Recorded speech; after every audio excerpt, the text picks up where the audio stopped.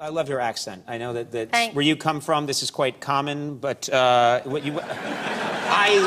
immediately, I just love that accent. I think it's so fantastic. Thank you. I love your accent too.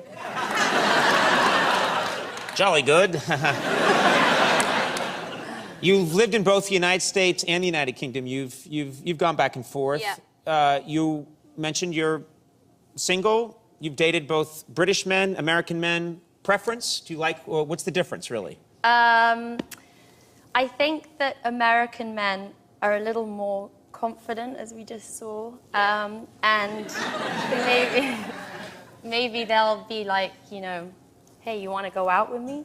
And then in England, I think it's a bit more like the girls have to say, excuse me, would you like to go out with me? And I think that maybe is the difference. Really? So British men, they're shy. Are they shy? They're shyer. Or is it that it's propriety? They want to not be too rude? Exactly. They're raised with maybe a decorum, and but it's not good in dating. It's nice to have a confident. You want a man to. This is what you want a man to take charge. That's what women have always told me over the years. You want a man to take charge. And I was in high school. I wasn't like that. I was like, you know. You were always quite tall, which did a bit of work, but at least you'd be noticed. I would be noticed, but it wasn't good. I grew very quickly. I grew like 3 feet in a year. Oh, that's awkward. And I couldn't catch up. The weight wouldn't catch up for a long time. So you were very thin. I was not just thin, I was like a circus act. Did you get bullied? Bullied? Did I get bullied? Yeah. Yes, I did get bullied. What was that? My parents were cruel to me. I'm sorry. Other children were very kind. Oh, okay, good. My parents were like, look at him, he's a freak.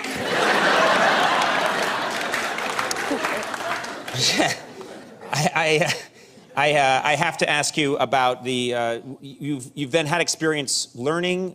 When you lived in this country, did your accent start to go away? I was curious about that. Yeah, because I lived here when I was very young, and from the ages of 9 to 12 or 13, and I spoke like this, and there is a slight, I mean, we are kind of divided by a common language, because apart from the fact that we spell words differently, we also pronounce words differently.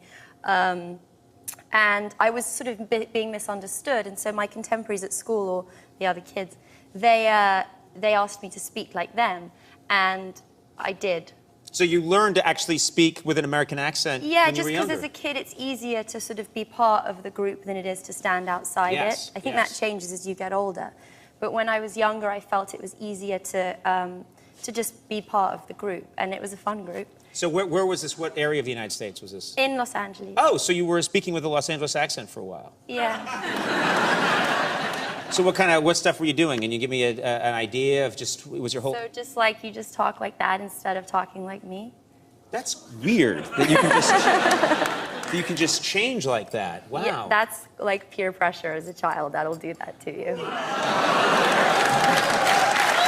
That's pretty amazing. Everyone in the audience is like, she's one of us. I like her a lot. It did involve saying like about 10 times in each sentence. It's a helpful word, like. Yes. It is. It's sort of, especially in California. Vocalizes the comma. Yeah. When you have nothing to say, people out here just say like. You know, like. And I think it's where you know, comma, like. When I went to the bathroom, like, comma, right? Wait, let's do that again in American, and then maybe you'll be on my side. Okay. You know, like, when I went to the bathroom, like.